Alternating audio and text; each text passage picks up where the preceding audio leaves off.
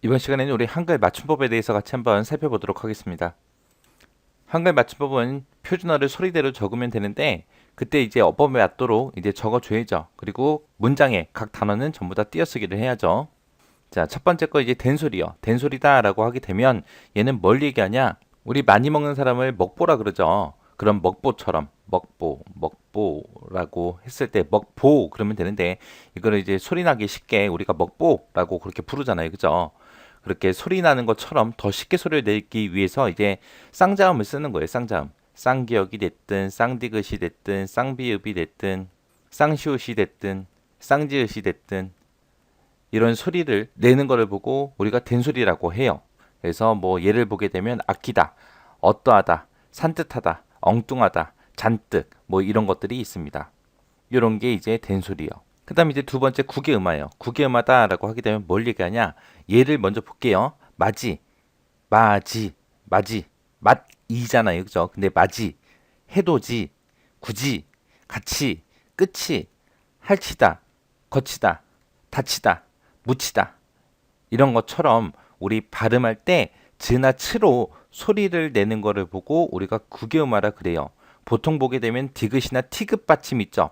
아래쪽에 마지에 보게 되면 디귿 있죠. 해돋이에 도자에 디귿 있죠. 구지에 디귿 있죠. 가치에 이제 티귿 있죠. 끝이 여기도 티귿이 있고 할치다 여기도 티귿이 있고요. 거치다 디귿 있고 디귿 있고 디귿이 있습니다.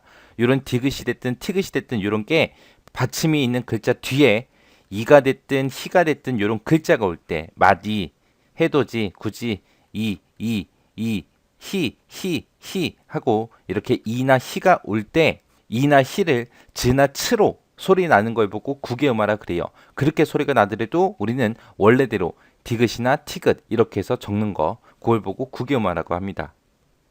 그 다음에 이제 세 번째 디귿 받침 소리요. 디귿 받침 소리다라고 하게 되면 받침 중에 우리 디귿으로 적을 근거가 없는 것은 시옷으로 적는다라고 어원에는 그렇게 되어 있어요. 그래서 예를 보게 되면 이제 덧저고리, 돗자리, 우덜은, 무릇, 사뭇, 얼핏, 자칫하면 이런 것들이 전부 다 디귿 받침 소리요.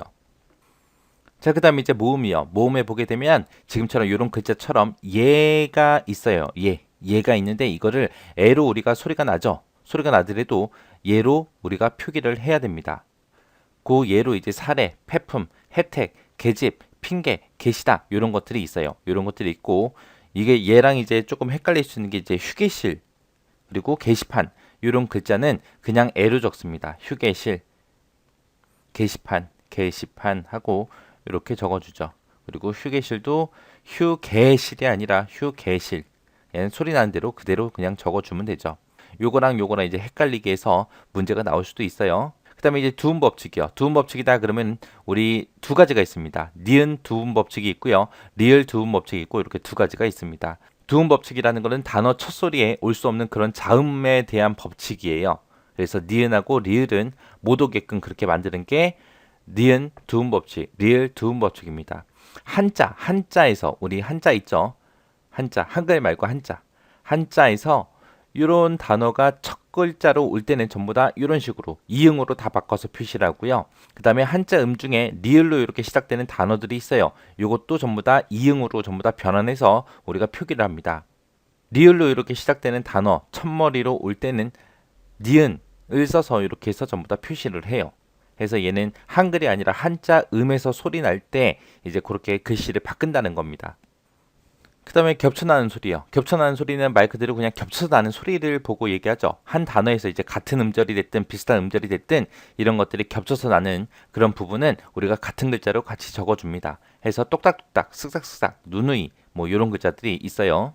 그 다음에 이제 외래어요. 외래어다 그러면 외래어는 표기법에 따라서 그냥 적는 게 원칙이 있고요. 그리고 국어로 우리가 한글로 이제 풀어서 썼을 때 현용 24 자모만 적습니다. 여기서 이제 현용 24 자모라는 게 뭐냐면은 우리가 일반적으로 사용하는 표준 자음, 표준 모음 그거 얘기하는 거예요.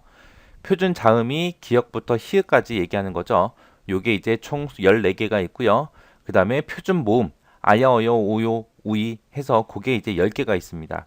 해서 그렇게 해서 24개의 글자를 보고 우리가 현용 24 자모라고 그렇게 풀러요. 요거로 적는 게 일반적인 원칙이고요.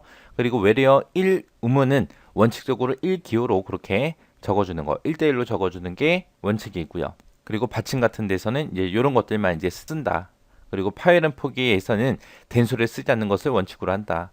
이미 굳어진 그런 외래어들 있죠. 예전부터 계속 써서 내려오던 그런 외래어는 이런 원칙에 이제 안 맞더라도 그 관용을 존중하되 그 범위와 용례는 따로 이제 정해서 우리가 표기를 합니다.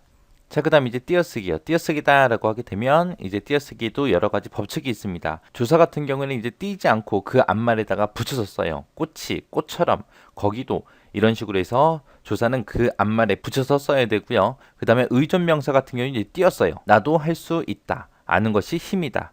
내가 뜻한 바를 알겠다. 이런 식으로 해서 의존명사 같은 경우는 이제 띄어서 쓰고요. 단위 같은 것들을 나타낼 때는 명사는 전부 다 띄어서 씁니다. 한 개, 옷 한 벌, 10살 하고 이런 식으로 단위를 나타내는 그런 명사는 띄어쓰기를 해야 돼요.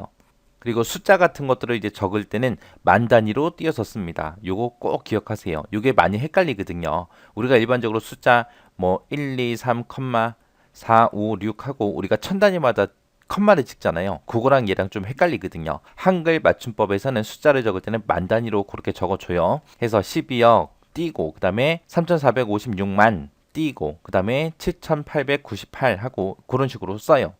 그리고 숫자하고 한글을 같이 쓸 때도 지금처럼 이런 식으로 띄어쓰기를 전부 다 해줘야 됩니다. 그리고 두 말을 이어주거나 이제 열거할 적에 쓰이는 말들이 있어요. 그것들은 전부 다 띄어써야 됩니다. 천군 대 백군, 국장경 과장 이런 식으로 해서 두 말을 이어주는 것들 전부 다 띄어써야 되고요. 그 다음에 사가, 배 등등, 열 내지 스물 등 하고 이런 식으로 열거할 때도 우리가 말들은 전부 다 띄어서 써야 돼요. 단음절로 된 단어가 연이어서 나타날 적에 그때는 이제 붙였을 수 있습니다. 그때 그곳 좀 더 큰 것, 이 말 저 말 이런 식으로 단음절로 된 단어가 연이어서 그렇게 나타날 때는 붙였을 수 있습니다. 자, 여기 한글 맞춤법에서는 띄어쓰기하고 외래어 이 두 가지를 중심으로 해서 정리하고 지나가시면 됩니다.